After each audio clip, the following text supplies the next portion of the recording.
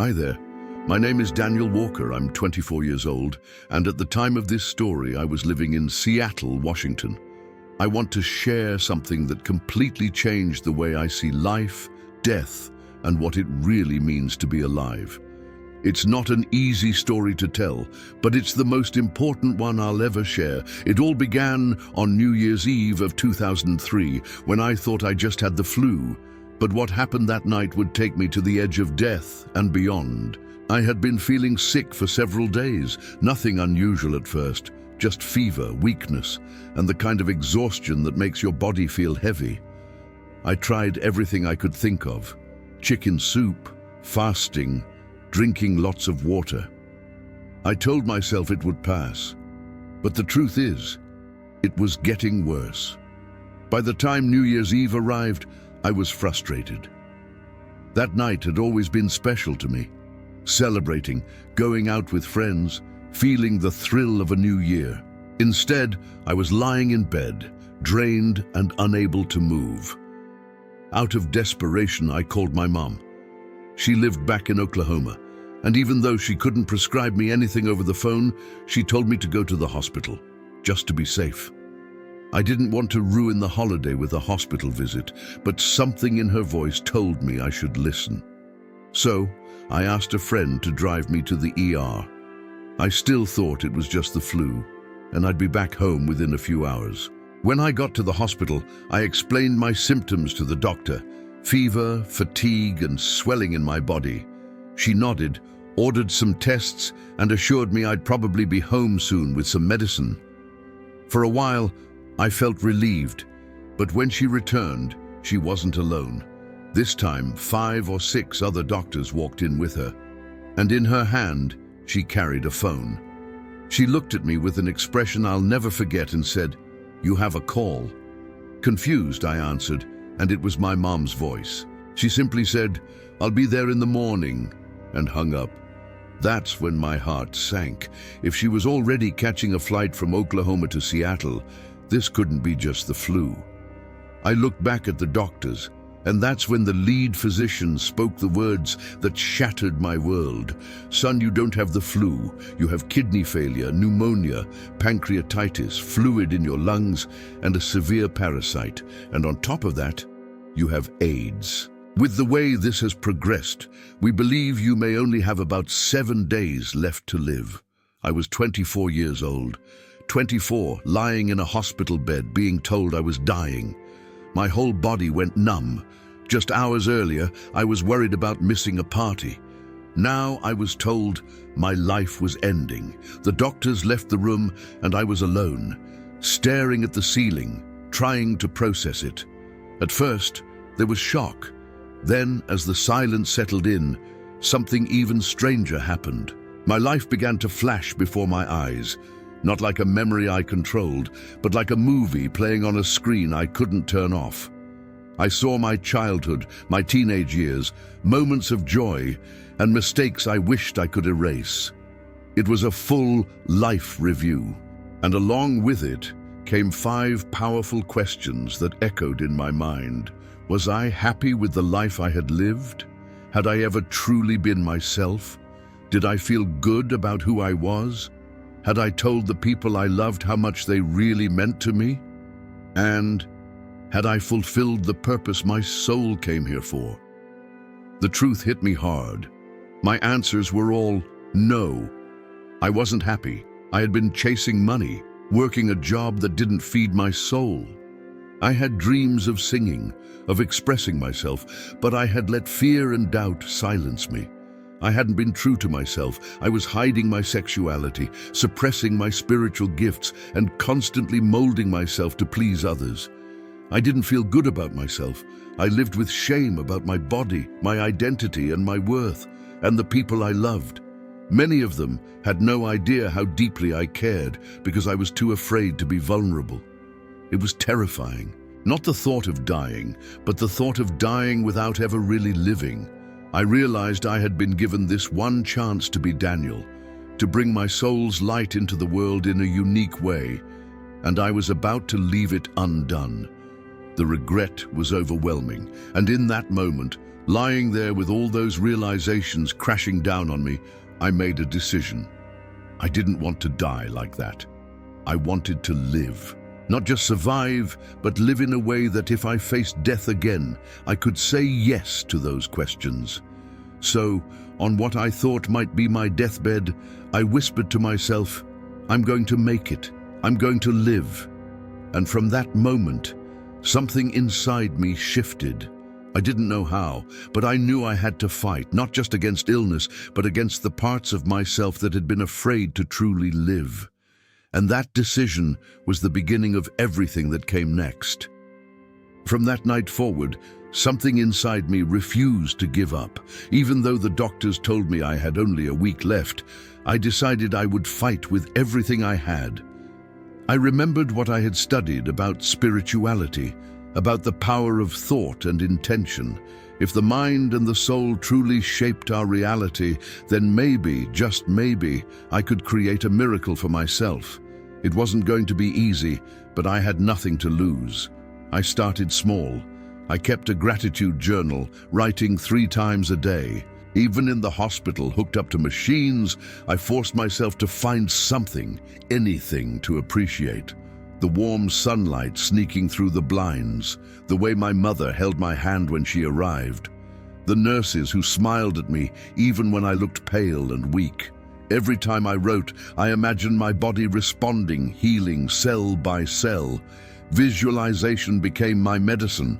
I asked the social worker to bring me a 3D model of kidneys so I could picture mine healthy and strong.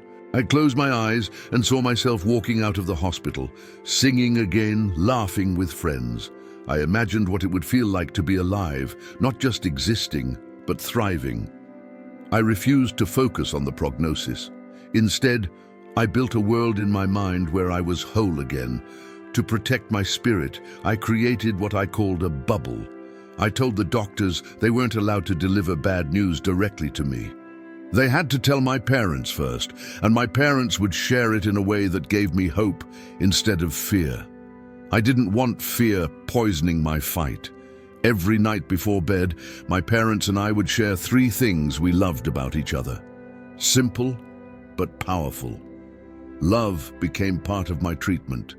Weeks passed. The doctors were shocked. After 7 days, I was still alive. After 2 weeks, my body was showing signs of stabilizing. I was still on dialysis, still weak, but something was shifting. Each week that passed felt like proof that maybe my decision to live was working. My mom called me her miracle child, and for the first time in years, I believed in myself again. Not in the way the world saw me, but in the way my soul whispered I could be. After a month, I was released from the hospital. I went home with a list of restrictions, still tethered to dialysis, but alive. I continued my practices every single day: gratitude, visualization, speaking words of love, feeding myself with hope both literally and spiritually. And then something incredible happened.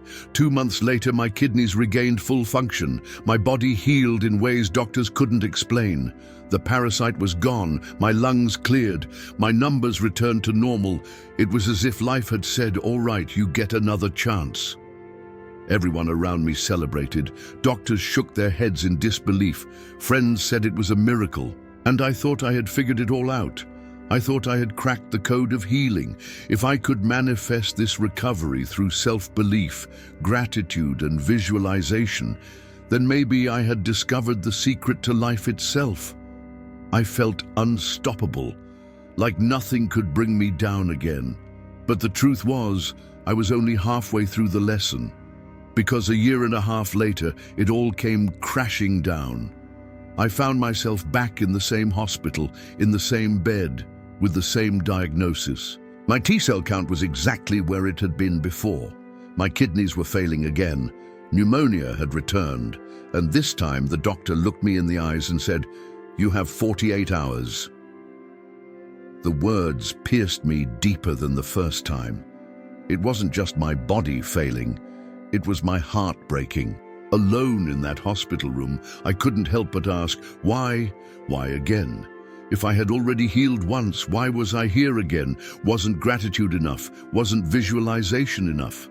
That's when I realized this wasn't a coincidence. This wasn't random. This was a message, a spiritual wake-up call. My soul was trying to get my attention and I hadn't been listening. I knew then that I needed to ask a different question. What is my soul trying to tell me? I whispered the question out loud into the silence of the room, and almost immediately something began to happen. My body softened, the boundaries between me and the bed blurred, and I felt myself dissolving into everything around me, the walls, the air, the very light in the room. There was no separation anymore. I was part of it all.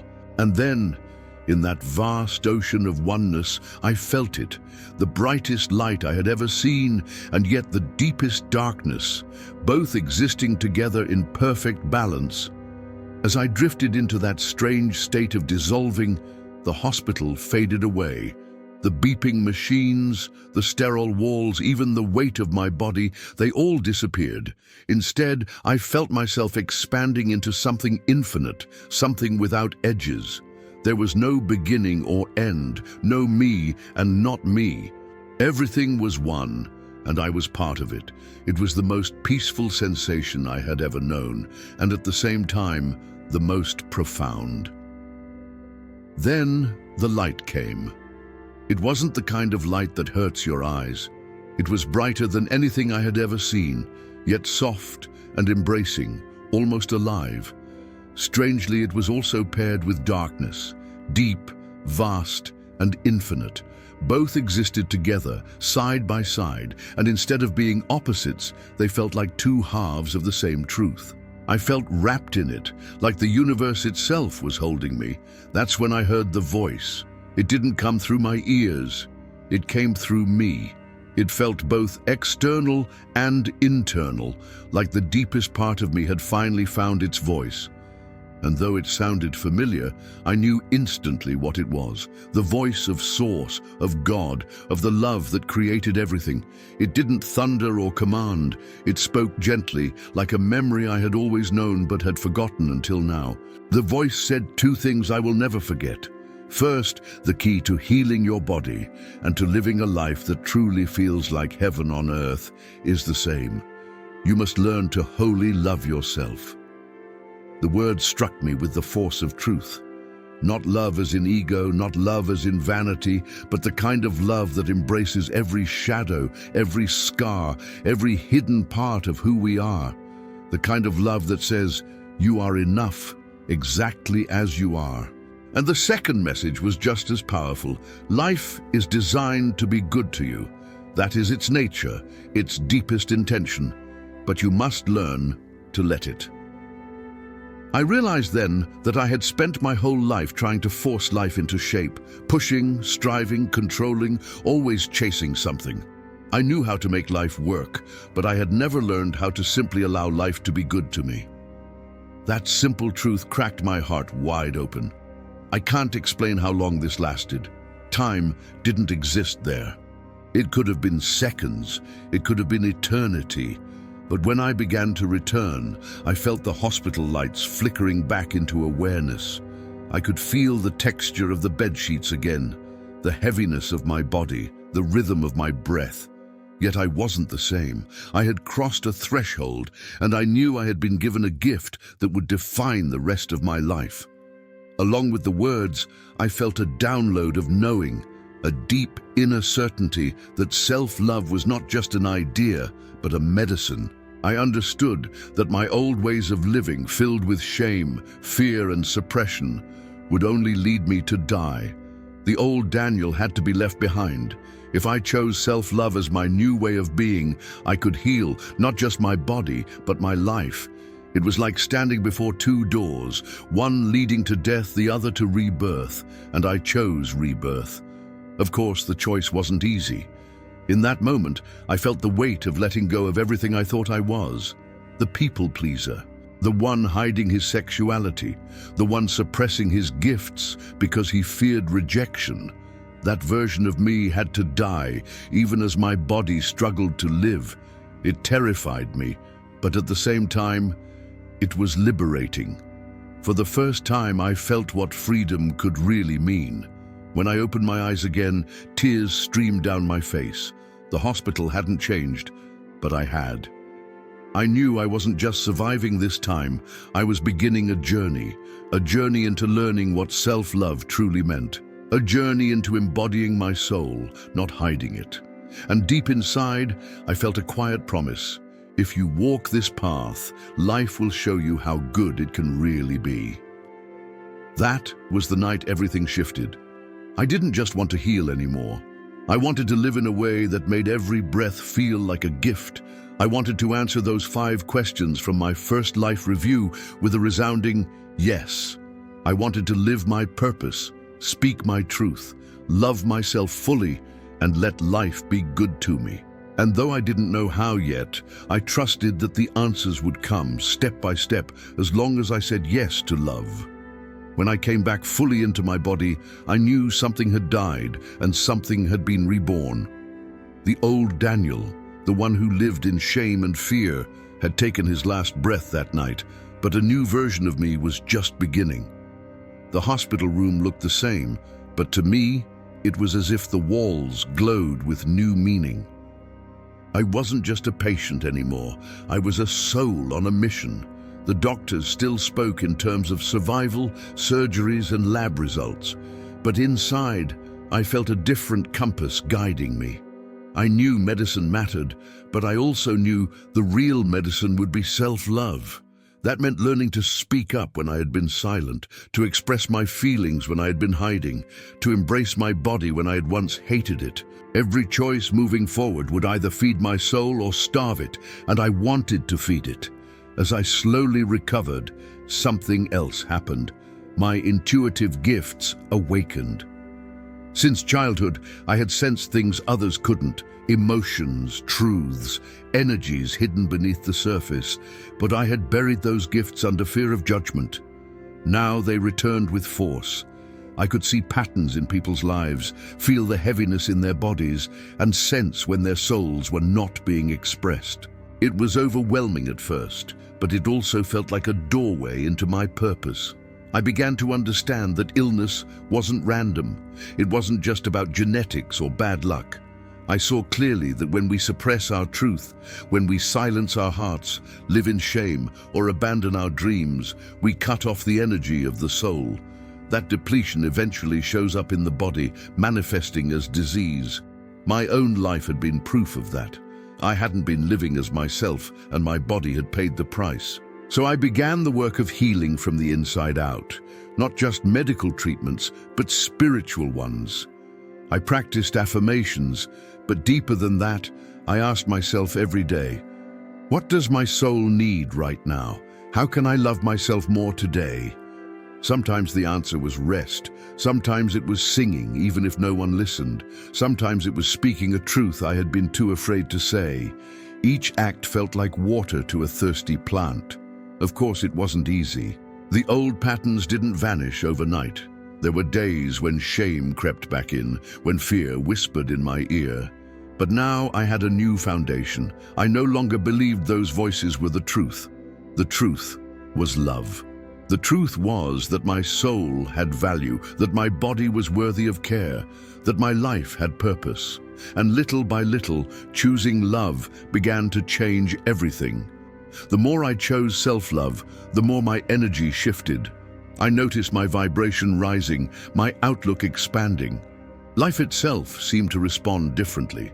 Opportunities appeared, relationships deepened, synchronicities unfolded. It was as if the universe had been waiting for me to say yes to myself. And now that I had, it could finally say yes back to me. I began to realize the second message from the voice was true. Life really is designed to be good to us, if we let it. One of the most beautiful changes was in how I related to others. Before, I had hidden my feelings, too scared of rejection. Now I spoke them openly. I told friends how much I loved them. I told my parents how deeply I appreciated them. I held nothing back, and instead of rejection, I found freedom. Love became stronger when expressed, not weaker. Vulnerability became power, not weakness. Every honest word fed my soul. As I walked further into this journey, I saw that my purpose was tied to what I had lived through. My pain had become my teacher, my illness, my initiation.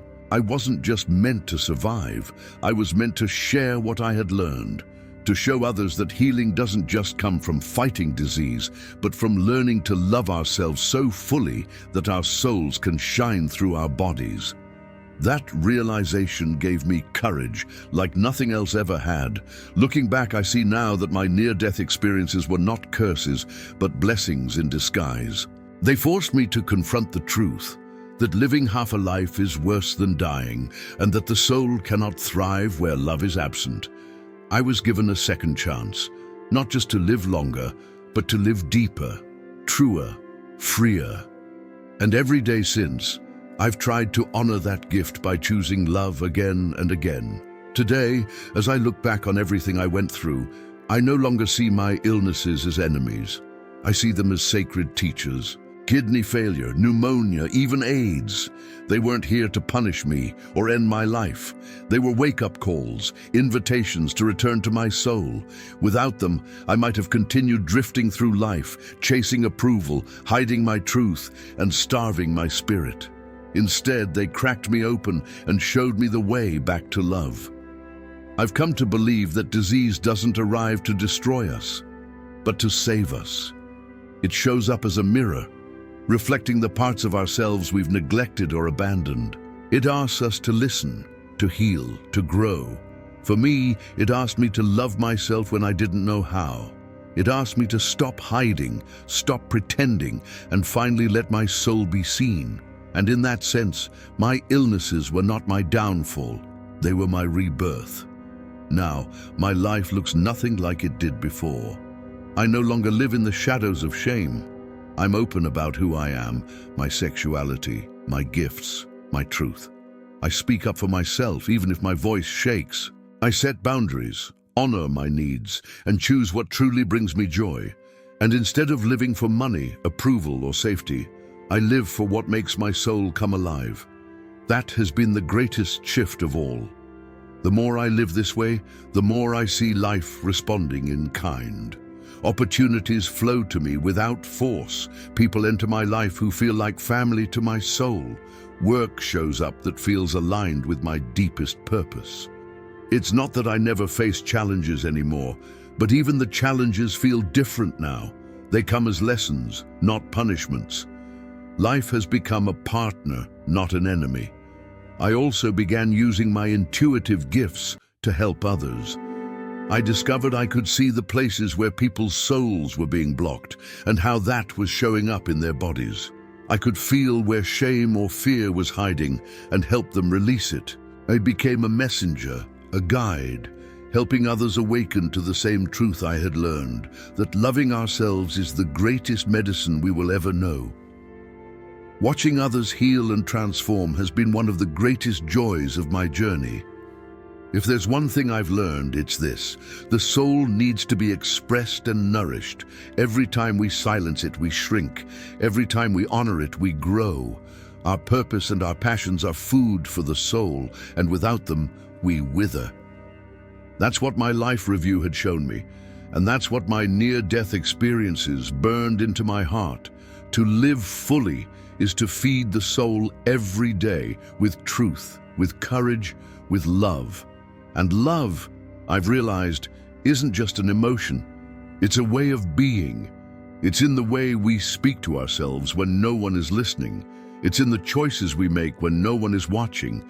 It's in the courage to say, "This is who I am," and mean it. Loving ourselves doesn't make us selfish. It makes us whole. And when we are whole, we have more love to give the world than we ever imagined. Sometimes people ask me if I regret what I went through. My answer is no. I wouldn't wish the pain on anyone, but I am grateful for it in my own life, because without it, I wouldn't be here today, alive, free, and fulfilled. I wouldn't know the depth of joy that comes from simply being myself. I wouldn't know the beauty of waking up each morning and trusting that life is on my side. My illnesses gave me back my life. If I were to face death again tomorrow, I know my answers to those 5 questions would finally be yes. Yes, I am happy with the life I've lived. Yes, I've been true to myself. Yes, I feel good about who I am. Yes, I've told the people I love how much they mean to me. And yes, I am living my purpose. That's all I ever wanted, and somehow facing death gave it to me. So if you take anything from my story, let it be this. Don't wait for a crisis to start loving yourself. Don't wait for a diagnosis to start living your truth. Don't wait until the end to finally say yes to your soul. Life is too precious to spend it hiding. Let yourself be seen, let yourself be loved, and above all, let life be good to you. Because it's waiting. It's always been waiting. All you have to do is say yes.